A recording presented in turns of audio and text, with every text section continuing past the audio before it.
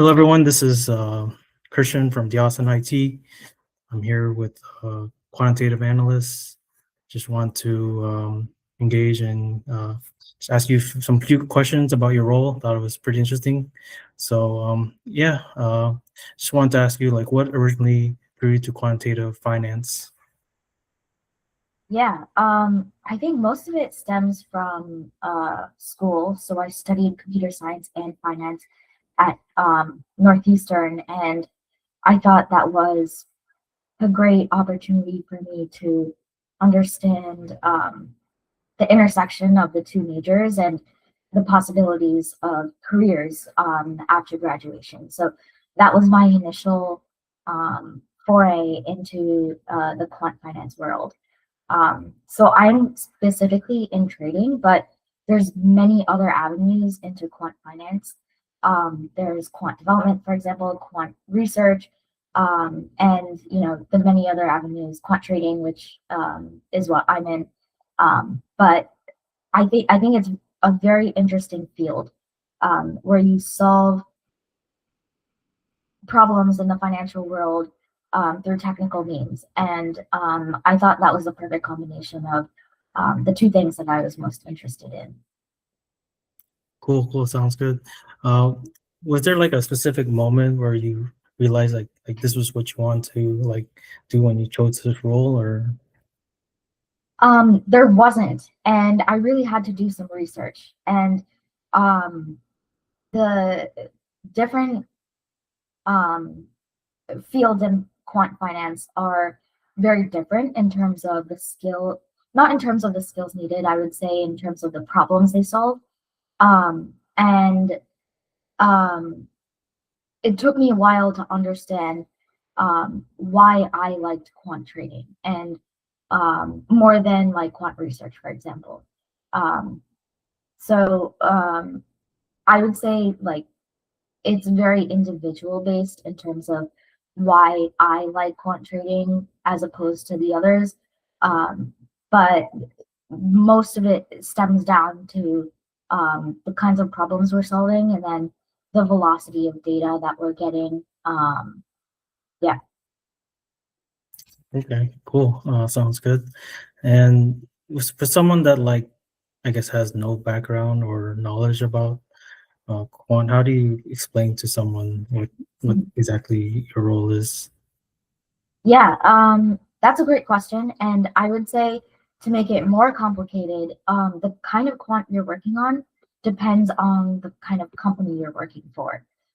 So I work at an asset management firm, and basically what that means is um, there it's group based work. So the money we are managing comes from people's savings and retirement accounts. So we have, I would say, like a good way to understand it is like a triangle. So the people at the very top who are managing that money is portfolio managers. And portfolio managers will buy and sell stocks using that money um, from recommendations from analysts. And that's the second tier of that triangle. Um, so analysts will go out into the world, research companies, and they will say, you know what, I think stock X is a buy because of X, Y, and Z. Um, and portfolio managers will, let's say they have like $10 million that they have in a portfolio and they would like to buy at one stock. They would look through these recommendations that analysts produce, and they would say, you know what, StockX, this analyst recommended a buy.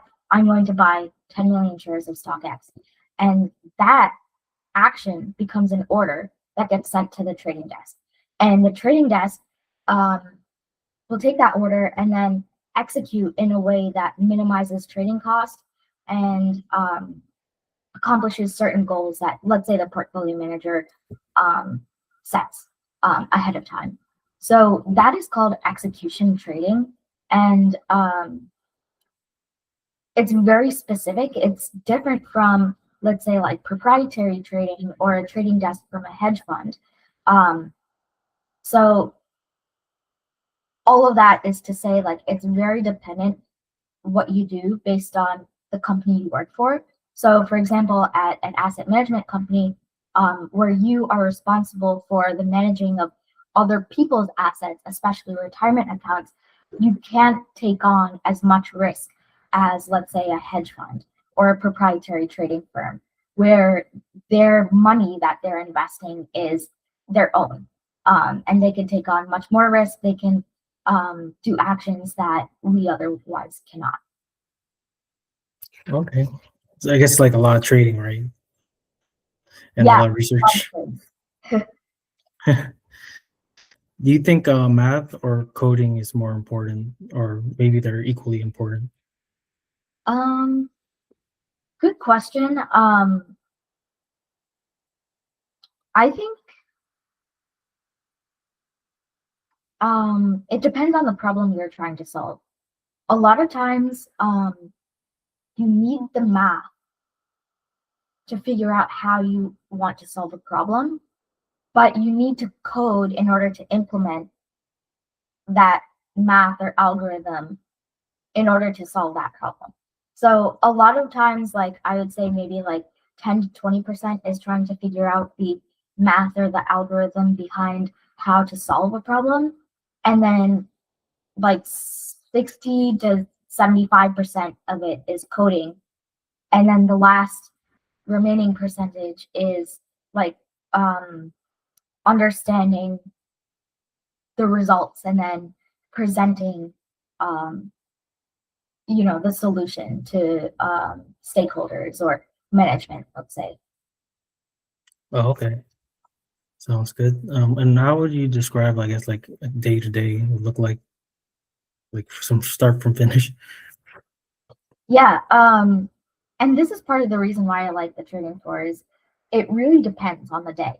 You never know what you're going to get. You never know what problems you have to solve. But let's say on like an average day, um, I would have to probably generate reporting um, for people on the trading floor or management. Um, and then work on a long-term research project. So that is maybe trying to find more efficient ways to minimize cost. And then the, you know, the last part and the great part about our team being on the floor is ad hoc questions.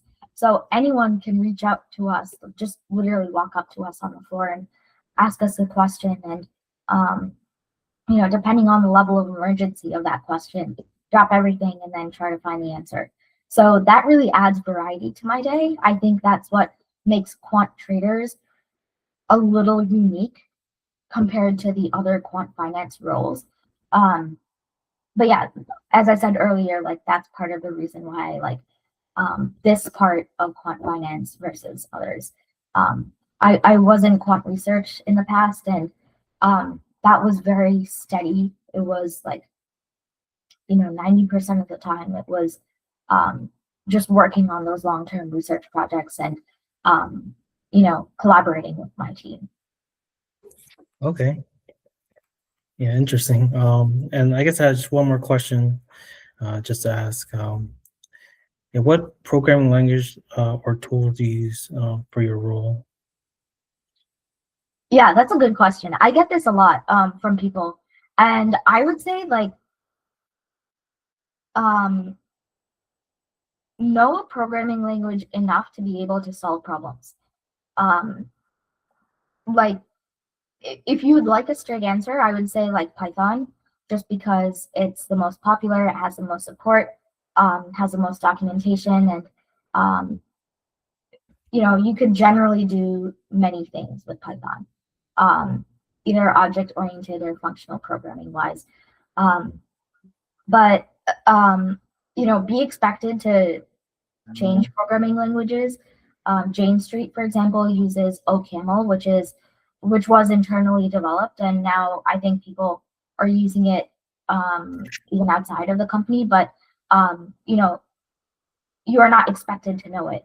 However, you should learn it. Like if you get into the company, like you should be expected to know it, and then be able to solve problems using that programming language.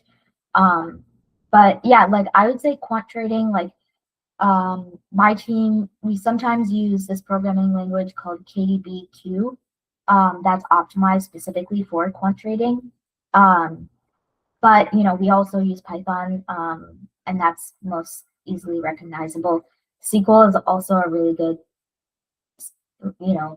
language to learn, although it can't do everything. Yeah. All right. Yeah. Well, yeah, I just want to thank you so much for your time. Allow me to just ask you more about the role. Yeah, I think it's very good to know about a quantitative analyst role, and yeah, and look forward to connecting with you more. And yeah, I just want to thank you again for your time. Yeah, of course. Happy to help. Thank you.